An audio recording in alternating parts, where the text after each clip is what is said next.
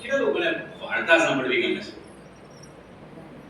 બધાને વાર્તા સાંભળવી ગમે છે, હે ને? ચલો તો મારો સંદેશો જે છે હું વાર્તાથી ચાલુ કરીશ. એક હતી પરી. કોણ હતી? પરી. અને એ એકદમ સુંદર પરી હતી અને એ જંગલમાં ફરતી હતી અને એટલામાં એક રાક્ષસ આવે છે. કોણ આવે છે? રાક્ષસ આવે છે. રાક્ષસના 7 માથા હતા. બિહામણો રાક્ષસ હતો એકદમ. અને પરીને હેરાન કરવા, એને ખાઈ જવા માટે એની પાછળ જાય છે કે આને હું ખાઈ જઈશ અને આને મારી નાખીશ. અને પરી ગર્ભવતી હતી અને એ જ સમયે એને શું કહેવાય છે, બાળક પ્રસવ વેદના થાય છે ને, બાળક જણે છે અને રાક્ષસ કહે છે કે હવે હું બાળકને ખાઈ જઈશ અને એની પાછળ પડે છે. અને પછી એ પરીને શું થાય છે ખબર છે? ઈશ્વર એક પાંખ આપે છે. પાંખ આપવામાં આવે છે ને, પાંખથી ઉડી અને એક સેફ જગ્યાએ જતી રહે છે અને એ જે બાળક હોય છે એ પણ બચી જાય છે અને પરી પણ બચી જાય છે. આવી વાર્તાઓ તમે નાનપણમાં સાંભળી હશે ને? સાંભળી છે આવી બધી વાર્તાઓ? ઓકે, હવે હું તમને એમ કહું કે હું આ બાઇબલમાંથી કહી રહ્યો છું. તમે માનશો? યસ. આ વાર્તા શામાં છે ખબર છે? બાઇબલમાં છે. તો એ જ વાર્તા આપણે જોઈશું. એની પહેલા આપણે જોઈશું કે તમને લોકોને ખબર છે કે આપણે અંતના સમયમાં, એન્ડ ટાઈમમાં ચાલી રહ્યા છે. બહુ જ સમય નજીક છે. શા માટે નજીક છે ખબર છે? રેપ્ચરનો, પ્રભુના આગમનનો. પ્રભુ જ્યારે પૃથ્વી પર હતા ને ત્યારે એમના શિષ્યોએ એમને આવીને પૂછ્યું કે પ્રભુ તું અમને જણાય. માથેની લખેલી સુવાર્તા 24મા અધ્યાયમાં લખેલું છે. 4 થી આગળ આપણે જોઈશું કે પ્રભુ તું અમને જણાય કે તારા આવવાની અને જગતના અંતની શી નિશાની થશે. જે પ્રભુના શિષ્યો પિતર, યોહાન, યાકૂબ, આંદ્રિયા એ લોકો કોને કહે છે? પ્રભુને કહે છે કે પ્રભુ તારા આવવાની અને જગતનો જે એન્ડ હશે એની નિશાની શું હશે? શું ચિહ્ન અને શું ચમત્કારો? કેવી રીતે માનીએ કે હવે તારો આવવાનો સમય નજીક છે? તો આપણે જોઈશું. 4થી કલમથી. ત્યારે ઈસુએ તેઓને ઉત્તર દીધો કે સાવધાન રહો કે તમને કોઈ ભૂલાવે નહીં. કેમ કે હું તો ખ્રિસ્ત છું એમ કહેતા ઘણા મારે નામે આવશે ને તેઓ ઘણાને ભૂલાવશે અને લડાઈઓની અફવા તમારા સાંભળવામાં આવશે. પણ જોજો, ગભરાતા ના, કેમ કે એ બધું થવાની અગત્ય છે, પણ તેમનેથી અંત નહીં આવે. કેમ કે પ્રજા પ્રજાની વિરુદ્ધ તથા રાજ્ય રાજ્યની વિરુદ્ધ ઉઠશે. દુકાળો તથા મરકીઓ તથા ઠેકાણે ઠેકાણે ધરતીકંપ થશે. પણ એ બધા તો દુઃખોનો આરંભ જ છે. ત્યારે તેઓ તમને વિપત્તિમાં નાખશે ને તમને મારી નાખશે ને મારા નામને લીધે સર્વ પ્રજાઓ તમારો દ્વેષ કરશે.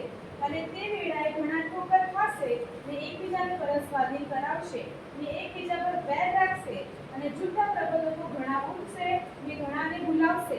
બસ. આ બધું થતા જુઓ છો તમે? પ્રભુના નામના લીધે લોકો વેર રાખે છે. પ્રભુના નામના લીધે લોકો જેલમાં પુરાવે છે. તમે YouTube પર, ઇન્સ્ટા પર, સોશિયલ મીડિયા પર જો તમે જોતા હો ને તો ગુજરાતમાં તો છે થોડી ઘણી ઓછી આ બધી બાબતો જોવા મળે છે. યુપીમાં, ઝારખંડમાં, એમપીમાં, રાજસ્થાનમાં આ બધી વસ્તુઓ જોર પકડ્યું છે. આ બધી વસ્તુઓ. બીજી વસ્તુ કે પ્રજા વિરુદ્ધ, રાજ્ય વિરુદ્ધ લડાઈઓની અફવાઓ જોઈ રહ્યા છે ને. અત્યારે તમે ઇઝરાયલ ગાઝા જુઓ, રશિયા અને યુક્રેન જુઓ, ઇન્ડિયા અને પાકિસ્તાન જે હમણાં ઠંડુ પડ્યું એ જુઓ, ચાઇના અને હોંગકોંગ જુઓ. હજુ બહુ બધા દેશો છે. ટાઈમ નથી બધું ગણવાનું, પણ તમે જોતા જશો તમને ખબર હશે. દુકાળો, આફ્રિકાના એવા પ્રાંતો છે કે જે લોકો માટીની રોટલી આજના જમાનામાં ખાય છે. 2025ની વાત કરું છું. માટીની બનાવેલી રોટલી ખાય છે. દુકાળ, લડાઈની અફવા, પ્રજા વિરુદ્ધ, રાજ્ય વિરુદ્ધ, તોફાન, મરકીઓ, મહામારીઓ, પૂર. કદી આવા મોટા પૂર અને આવા તોફાનો નતા જોયા. એક સાથે આખું પંજાબ હમણાં થોડા જ વખત પર પંજાબ આખું જ ડૂબી ગયું. રિસેન્ટના વર્ષોમાં આટલા મોટા ગુનારા તો નથી સર્જાતી. આ બધું શું છે ખબર છે? પ્રભુના આવવાનો સમય પાસે આવ્યો છે. પ્રભુનું આવવાનું આગમન બહુ નજીક છે. શું હલાવવા આપણે તમે હું તૈયાર છીએ? બાઇબલ કહે છે કે જે બુદ્ધિમતીઓ હતી ને એમણે એમનું તેલ ભરી રાખ્યું કુપીમાં, અને જે મૂર્ખીઓ હતી ને 10 કુમારિકાઓની વાત હું બધા રેફરન્સ કઢાઈશ ને, જેટલા ઇમ્પોર્ટન્ટ છે એટલા હું તમને કઢાઈશ. તો મધરાત્રે વર આવે છે, મધરાત્રે આગમન થાય છે, પ્રભુ ઈસુનું બીજું આગમન થાય છે, અને જેટલા તૈયાર હતા ને એ લોકો હલવાનના લગ્ન જમણમાં જાય છે, અને જે તૈયાર નતા એ લોકો રહી જાય છે. પ્રભુનું આગમન બહુ જ નજીક છે. હવે જે મેં તમને વાર્તા કીધી ને, તમને કદાચ થોડું હસવું પણ આવ્યું હશે કે આ ક્યાં પરી અને ક્યાં રાક્ષસ ને ક્યાં 10 માથા અને એને પાંખો આપવામાં આવીને એનું બાળક હતું એ ખાઈ જવાની કોશિશ કરતા હતા. એની પર હવે આપણે આવીશું. પ્રકટીકરણનું પુસ્તક એનો 12મો અધ્યાય આપણે વાંચ્યો.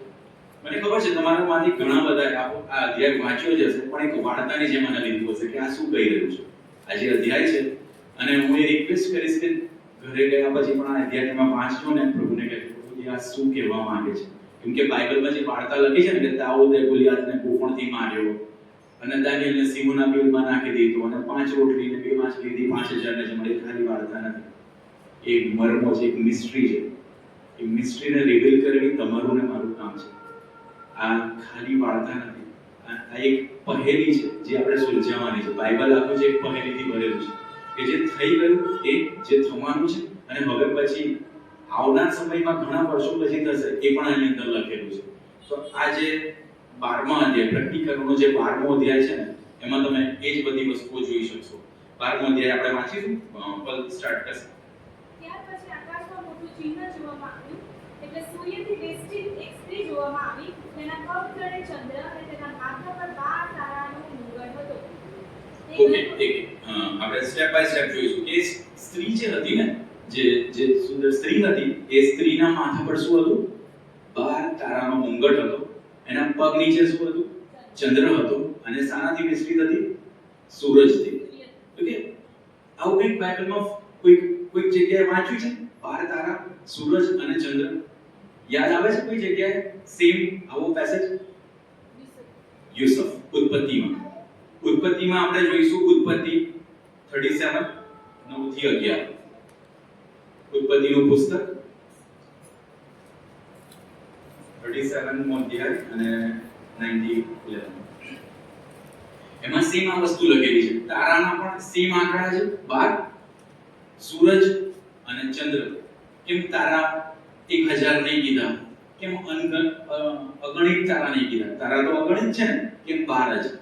કેમ એક સૂરજ ને કેમ એક તારો છે? આપણે એમાં જોઈશું. અને ફરી તેને બીજું સ્વપ્ન આવ્યું, ને તેણે તેના ભાઈઓને તે કહ્યું ને બોલ્યો, જો મને બીજું એક સ્વપ્ન આવ્યું, અને જુઓ સૂર્ય તથા ચંદ્ર તથા 11 તારા મારી આગળ નમ્યા. ઓકે, બસ. સૂરજ તથા ચંદ્ર તથા 11 તારા. 11 તારા અને 12મો તારો કોણ ખબર છે? જે સ્વપ્ન જોનાર હતો ને, કોણે સ્વપ્ન જોયું છે? યુસુફે. ઓકે, યુસુફની વાત આ તમને ખબર જ હશે, કદાચ સંડે સ્કૂલમાં પણ સાંભળી હશે કે સૂરજ, ચંદ્ર અને તારામાં નમશે. હવે જે આ સ્વપ્ન જોયું તે કોણ હતો ખબર છે? યુસુફ. એની મારફતે જે પ્રજા જન્મી ને એ ઇસ્રાયેલી પ્રજા, અને વચન રૂપે, કલમ રૂપે આપણે પણ ઈશ્વરની પ્રજા તરીકે ઓળખાઈએ છે. એ લોકો અસલ જૈતુન છે અને આપણે લોકો કલમ રૂપે ઈશ્વરના જૈતુનમાં જોડાયેલા છે. કેમ? તો આપણા માટે આ લખેલું છે અને ઇસ્રાયેલી પ્રજા માટે આ લખેલું છે. તો આ સ્ત્રી કોણ છે ખબર છે? મંડળી છે. આ જે સ્ત્રી જે હતી એણે માથા પર સૂરજ ઓળ્યો હતો, એના પગ નીચે ચંદ્ર હતો અને એના માથા પર 12 તારાનો જે મુંગટ હતો. એ સ્ત્રી કોણ છે? ઇસ્રાયેલી પ્રજા. અને તમે ને હું છીએ, પ્રભુની ખ્રિસ્તની મંડળી. કે આગળ વાંચીશું એ જ 12મા અધ્યાયમાં બીજી કલમ. તે ગર્ભવતી હતી, તેને પ્રસવ વેદના થતી હતી, અને તેની પીડાને લીધે તે બૂમ પાડતી હતી. ઓકે, એ ગર્ભવતી હતી અને પ્રસવ વેદના થતી હતી અને એની પીડાને લીધે બૂમ પાડતી હતી. યશાયામાં કહે છે કે શું એક દિવસમાં આખા જ દેશને પ્રસવ થઈ શકે? અને પ્રભુ કહે છે હા, એ થશે. કેમ? કેવી રીતે થશે? અગેન આ ડિરેક્ટ તમે ના લેતા કે પ્રસવ એટલે બધા કઈ પ્રેગ્નન્ટ થશે ને બધાને છોકરું થશે. ના, બાઇબલમાં તમને કીધું ને કે એ માર્મિક વસ્તુ છે, મિસ્ટ્રીથી ભરેલી વસ્તુ છે. સૂરજને છોડી નહીં શકે, એ ચંદ્રને પગ નીચે રાખી નહીં શકે. આ શું છે? એક સ્ટોરી ફોર્મમાં, એક રૂપકના ફોર્મમાં લખેલી છે બાબતો. તો એ જે સ્ત્રી જે પ્રેગ્નન્ટ હતી એ કોના વિશે છે? તો કે મંડળી જે છે એ છોકરું જણવાની તૈયારીમાં છે, એને છોકરું આવવાની તૈયારીમાં છે. અને આ જે 12મો અધ્યાય છે ને, એ એવો અધ્યાય છે કે બાઇબલ લખાયું ને પૃથ્વી બનીને એની પહેલાથી, ઈસુબાપના સમયથી અને હવે પછી હજારો વર્ષો પછી જે થવાનું છે એ બધું જ આની અંદર આવરી લેવામાં આવ્યું છે. એક જ અધ્યાયમાં પૃથ્વી બની એની પહેલાની બાબતો, પૃથ્વી બની પછીની બાબતો અને હવે પછી આપણે જોયા નથી એવા દિવસો પણ આ અધ્યાયની અંદર બધું જ લખેલું. ડીકોડ આપણે કરવાના છે, એને મિસ્ટ્રીને એ પહેલીને સુલઝાવવાની આપણે છે. જે છોકરું જણી એ આની અંદર એક ઝાંખી એ પણ જોઈએ છે કે પ્રભુ ઈસુ જન્મ્યા આ પૃથ્વી પર, અને ત્યારે પણ કંઈક આવું જ થયું હતું. પ્રભુ ઈસુ જ્યારે જન્મ્યા ત્યારે પણ કંઈક આવી જ વાત હતી. આપણે આગળ જોઈશું ત્રીજી કલમથી. વળી આકાશમાં બીજું એક ચિહ્ન પણ જોવામાં આવ્યું. જુઓ, મોટો લાલ અજગર હતો, તેને 7 માથા ને 10 શિંગડા હતા, અને તેના માથા પર 7 મુગટ હતા. ઓકે, જે લાલ અજગર હતો ને એના 7 માથા હતા, 10 શિંગડા હતા, અને એ કેવો હતો? વિકરાળ અજગર હતો. અજગર વિશે બહુ બધી જગ્યાએ લખ્યું છે બાઇબલમાં. તમે જાણશો તો ઉત્પત્તિ સ્ટાર્ટિંગથી લખવામાં આવ્યું છે. હવાની પાસે આવ્યો તો એ અજગર. કે યશાયાના પુસ્તકમાં લખ્યું છે આ જ અજગર વિશે. દાનિયેલના પુસ્તકમાં લખ્યું છે. દાનિયેલમાં એક કલમ તમને જણાવી દે, બહુ બધા રેફરન્સ છે. દાનિયેલ 7મો અધ્યાય 24મી કલમ. દાનિયેલ નું પુસ્તક 7મો અધ્યાય 24મી કલમ. કે આ અજગર જે છે એ શું છે? પેલા 10 શિંગડા આ રાજ્યમાંથી 10 રાજાઓ ઉત્પન્ન થશે તે છે, અને તેમના ઓકે, બસ. એટલે આ જે પ્રતિકરણમાં હજારો વર્ષો પછી જે આ યોહાન જોઈ રહ્યો છે દર્શન, એ જ દર્શન કોણે જોયું હતું ખબર છે? દાનિયેલે જોયું હતું. બાબેલના બંદીવાસના સમયમાં દાનિયેલે આ દર્શન આજ જોયું હતું. એ અત્યારે કોણ જોઈ રહ્યું છે? કોણ જોઈ રહ્યું છે? યોહાન.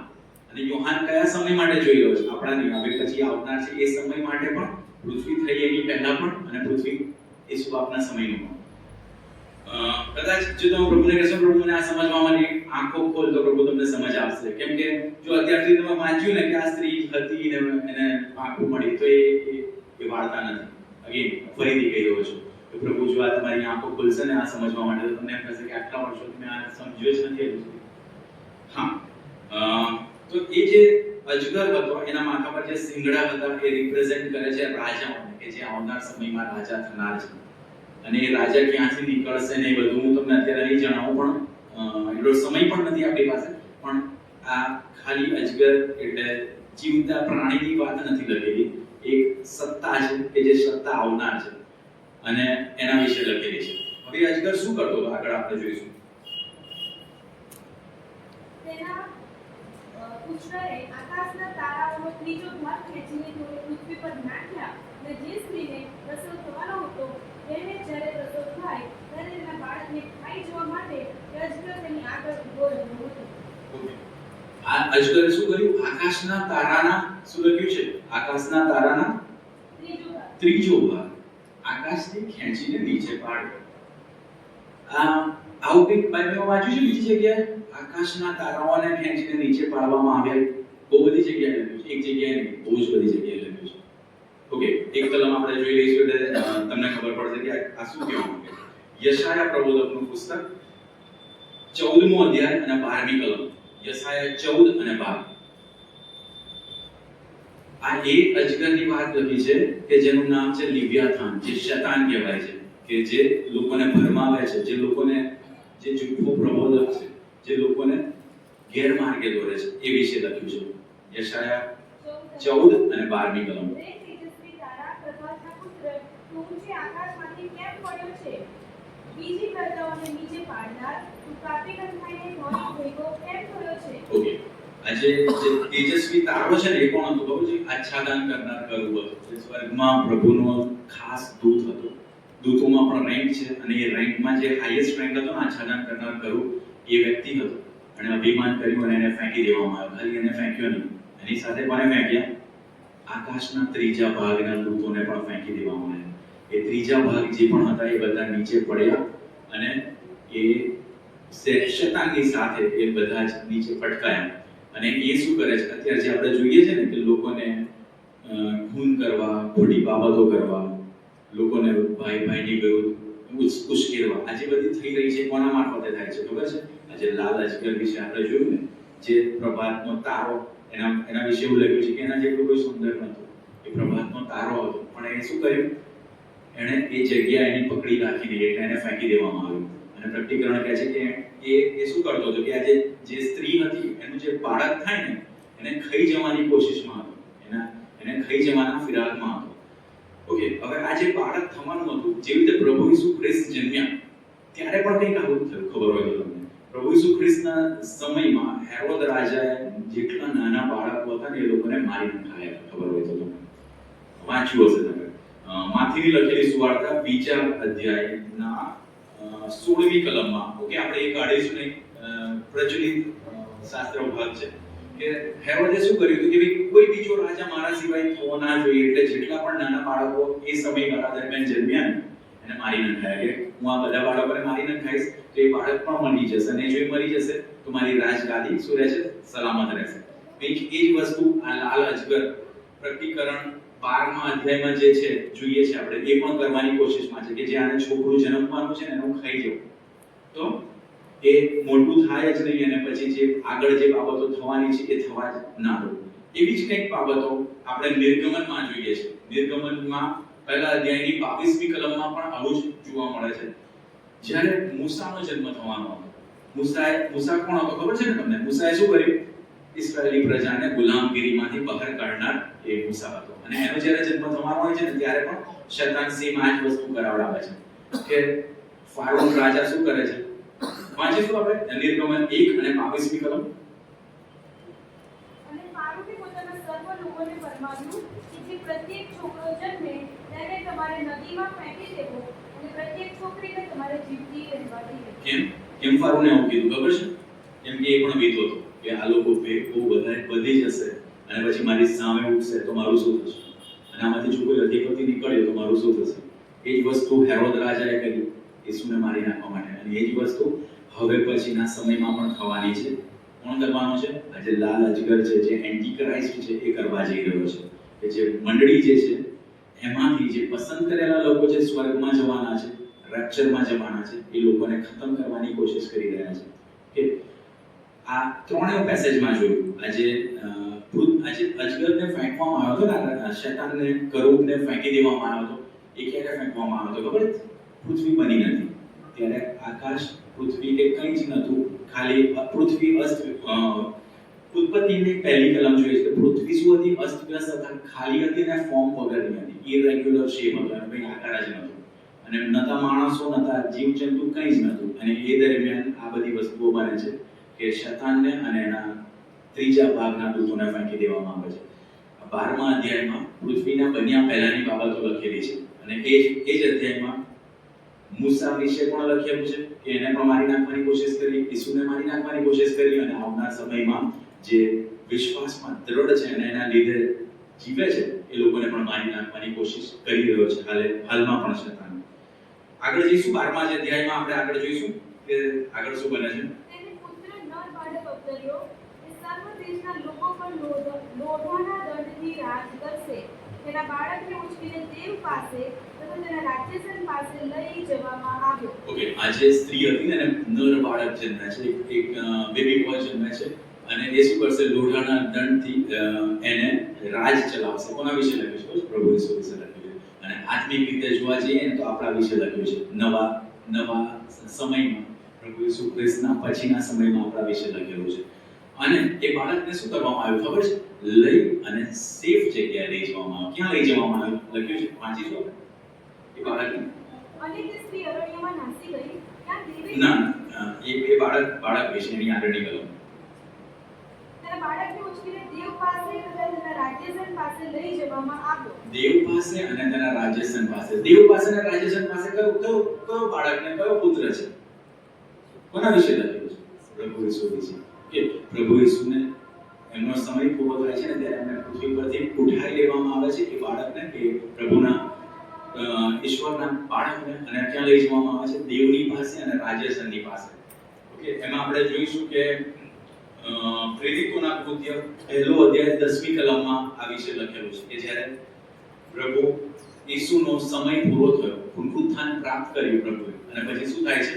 એમને આકાશમાં લઈ લેવામાં આવ્યા, અને શિષ્યો એમને એકી નજરે જોઈ રહ્યા છે. વાંચીશું આપણે પ્રેરિતોના કૃત્યો 1 અધ્યાય 10મી કલમ. તે જતો હતો ત્યારે તેઓ આકાશ તરફ એકી નજરે જોઈ રહેતા હતા. એવામાં ઉજળા વસ્ત્ર પહેરેલા બે પુરુષ તેઓની પાસે ઊભા રહેલા હતા.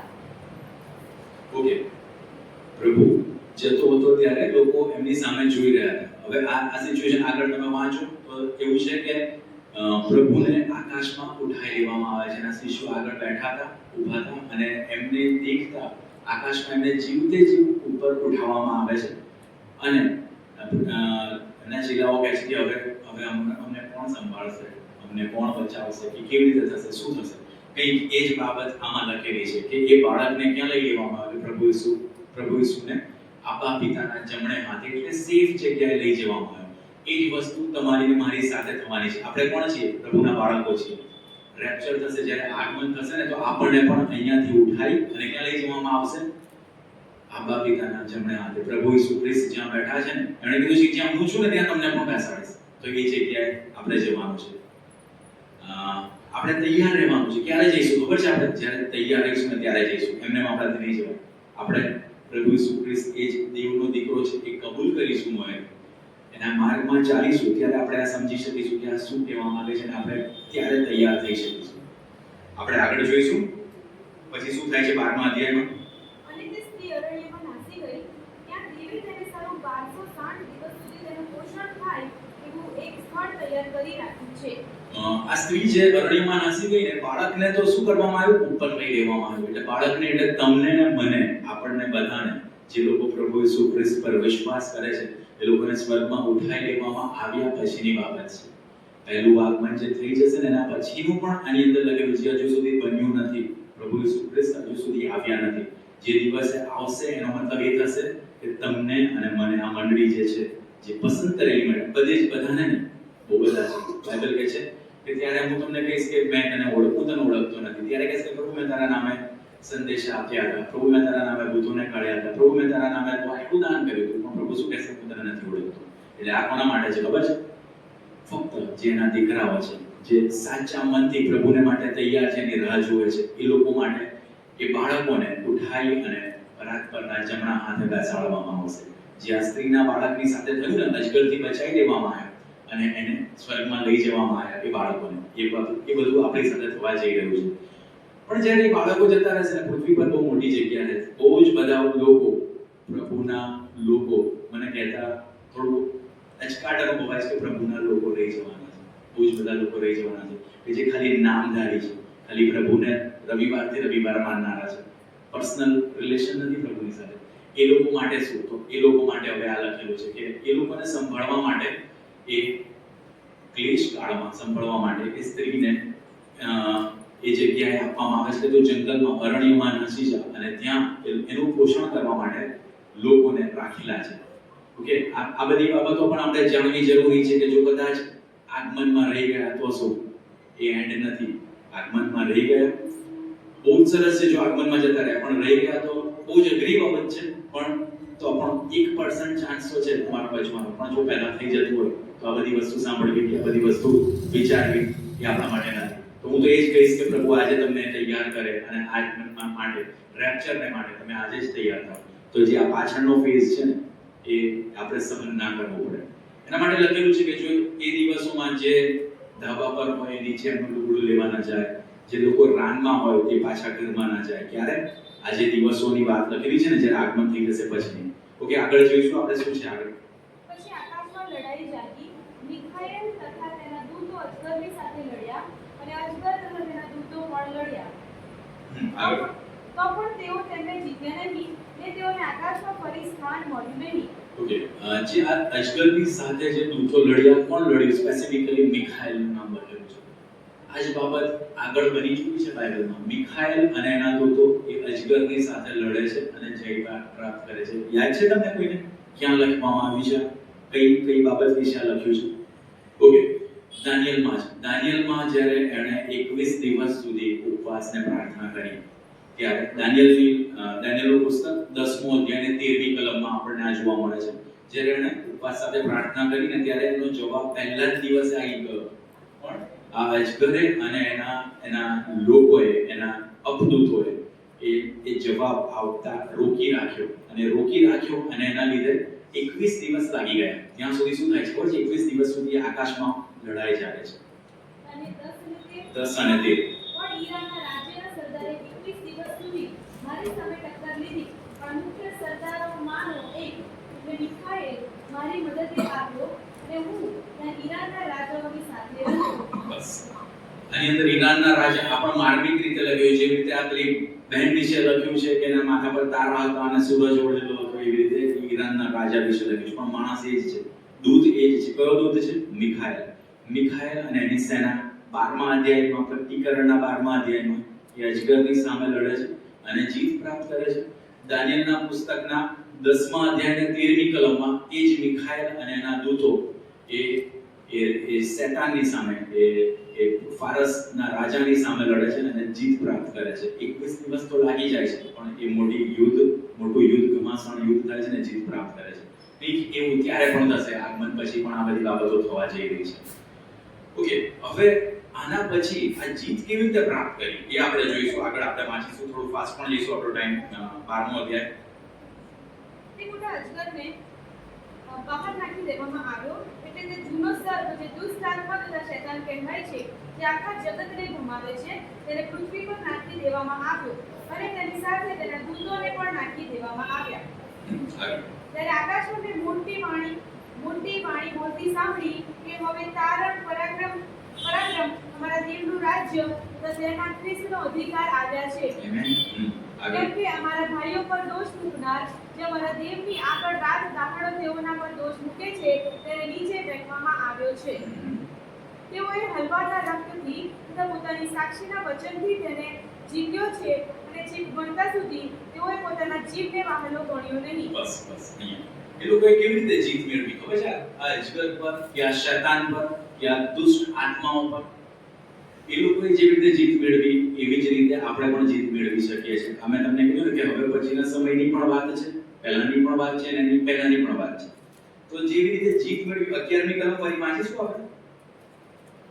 તેઓએ હલવાના રક્તથી તથા પોતાની સાક્ષીના વચનથી તેને જીત્યો. ઓકે, તેઓએ હલવાના રક્તથી અને પોતાની સાક્ષીના વચનથી તેને જીત્યો. પ્રભુ ઈસુ ખ્રિસ્તનું રક્ત જે છે ને, એ આપણને સગળા પાપોથી શુદ્ધ કરે છે. ખબર છે ને? એના કોડા ખાવા દ્વારા આપણને ઉદ્ધાર એટલે પાપોની માફી છે. એ વિશે આપણે જોઈશું કે શું કહેવા માંગે છે. જો તું તારે કોડે ઈસુને પ્રભુ તરીકે કબૂલ કરીશ અને દેવે તેને મોયેલામાંથી પાછો ઉઠાડ્યો એવો વિશ્વાસ તારા અંતઃકરણમાં રાખીશ, તો તું તારણ પામીશ. આજે સાક્ષી છે એ શું છે? જો આપણે પ્રભુ ઈસુને પ્રભુ તરીકે કબૂલ કરીશું અને એને મોયેલામાંથી પ્રભુએ પાછો ઉઠાડ્યો એવું જો આપણે માનીશું ને, તો આપણે શું થશે ખબર છે? તારણ થશે. તારણ થશે એટલે શું થશે?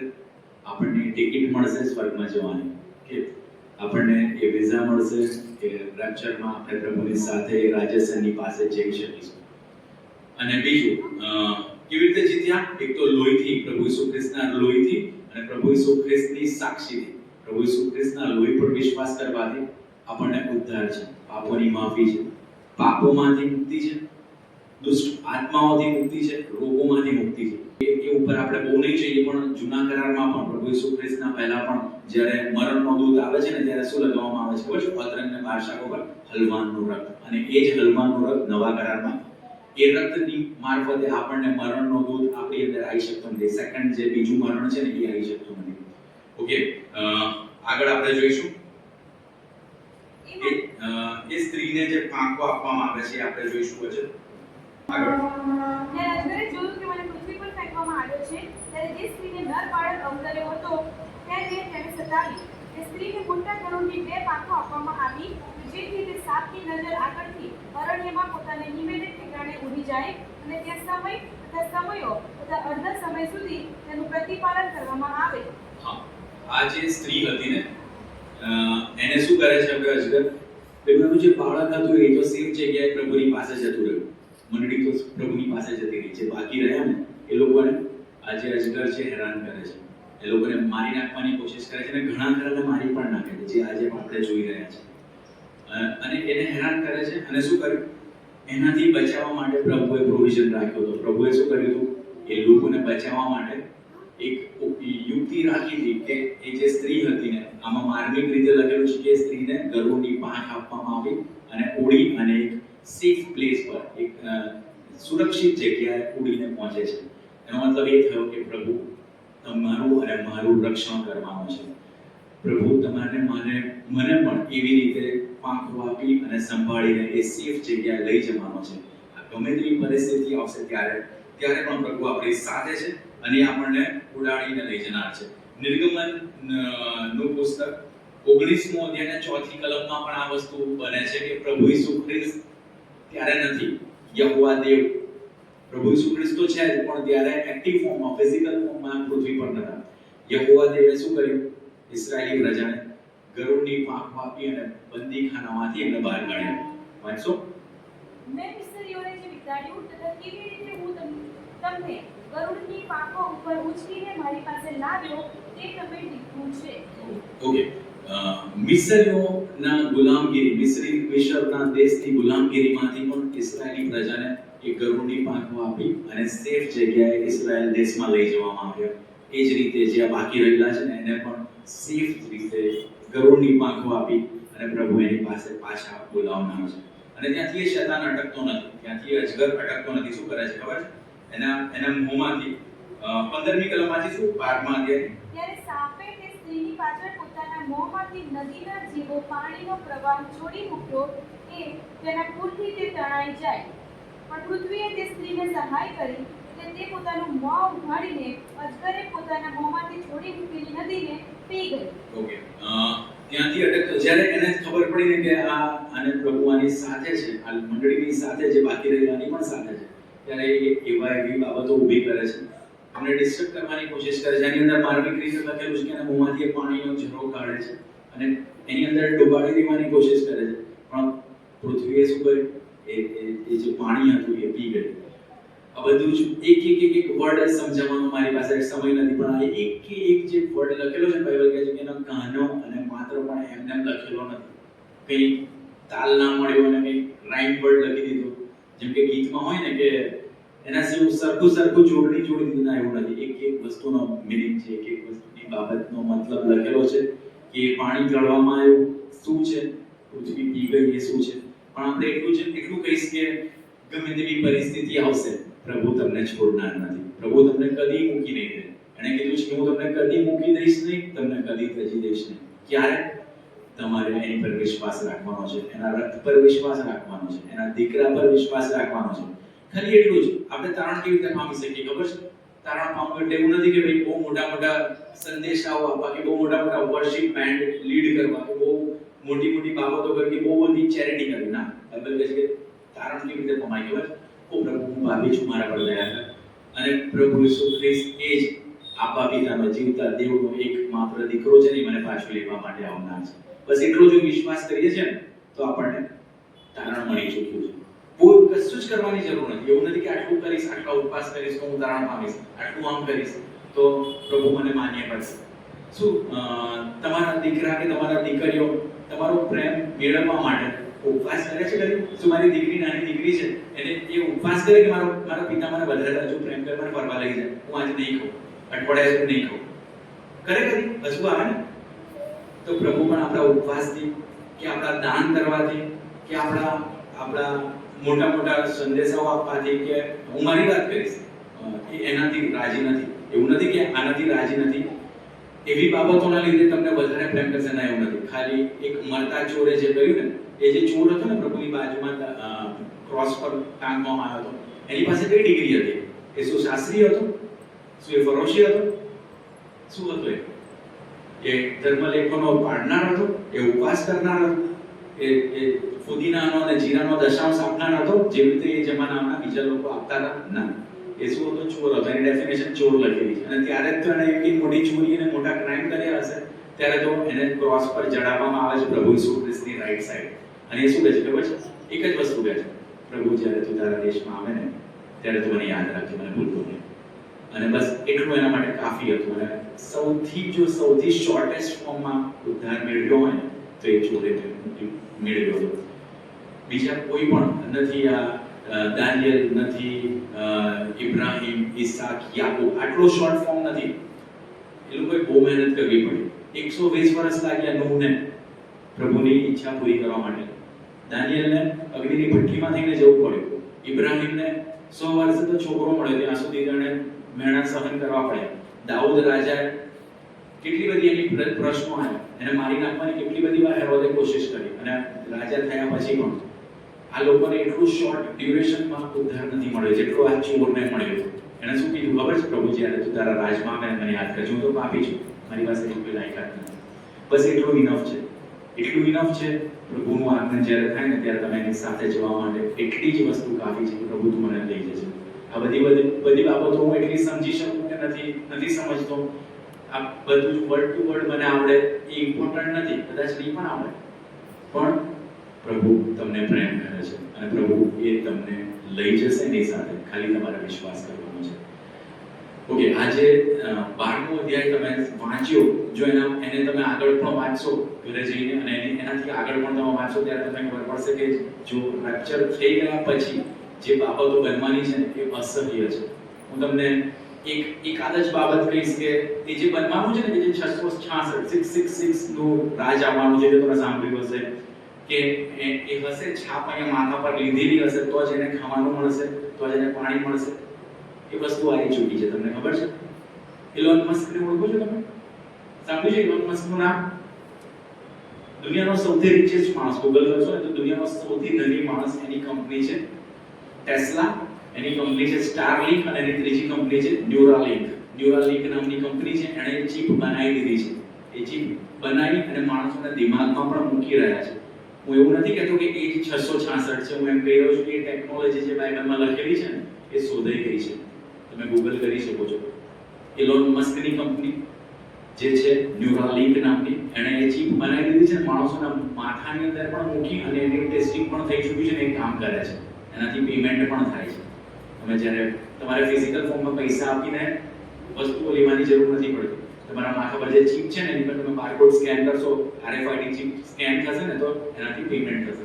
ખાલી પેમેન્ટ નહીં થાય, તમારે મેસેજ મોકલવો છે, તમારે મેલ મોકલવો છે, તમારે જે પણ કામ કરવું છે બધું જ થવાનું ચાલુ થઈ ચૂક્યું છે. આ બાઇબલમાં જે લખ્યું છે ને એમને નથી લખ્યું. ત્યારે એવું હતું કે એ 666 ની છાપ હશે એને જ ખમા મળશે.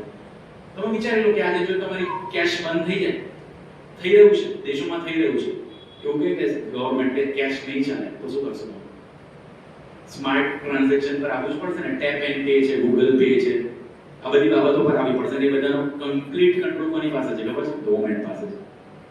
આજે બાઇબલમાં લખ્યું છે કે બહુ જ નજીક છે, બહુ જ નજીક છે. તમે વાંચશો ને ઇન્ટરનેટ પર કે ન્યૂઝ વાંચશો તો તમને કદાચ ખબર પડશે કે આ જે બાબતો લખી છે એ 100% પૂરી થવા જઈ રહી છે. આપણે ભૂલાવામાં નથી રહેવાનું, આપણે બહાર નથી રહેવાનું. એ બહુ જ નજીક છે. આજે બાબતો લખી છે આપણા ટાઈમમાં થવા જઈ રહ્યું છે. પ્રભુનું આગમન નજીક છે, આપણે તૈયાર રહેવાનું છે. એ આપણને લઈ જશે, ચોક્કસ લઈ જશે.